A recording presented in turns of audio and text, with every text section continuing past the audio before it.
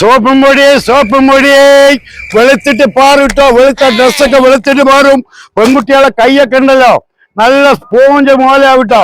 അതേപോലെ പാത്രം കഴിക്കുന്ന സോപ്പുണ്ട്, കക്കൂസ് കഴിക്കുന്നത് ഹാർപ്പിക്കിന്റെ വിലയുണ്ട്, നിസാര വിലയുള്ളൂ. എന്താ വേണ്ട രണ്ടു ഓരോന്നാ അതാ 150 ഉറുപ്പിയുള്ളൂ. പൈസങ്ങളെ ഗാന്ധി കണക്കിലെഴുതിക്കോളൂ. അല്ല, ഒരുപാട് കണക്ക് കേട്ടിക്കണ്. ഈ ഗാന്ധി കണക്ക് അത് ഏത് കണക്കാണ്?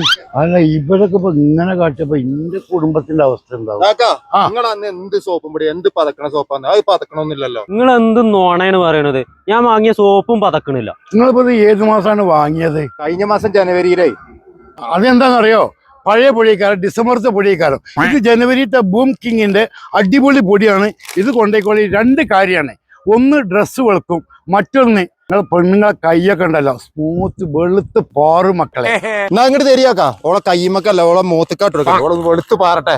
അല്ല, അപ്പന്റെ പൈസ ഗാന്ധി കണക്കിലിട്ടേ. ഇതിപ്പോ നാട്ടുകാരെ വെളുപ്പിച്ച് ഇതിന്റെ കുടുംബ പാകപ്പാടെ കറക്കുമെന്ന് എന്റെ പേര്.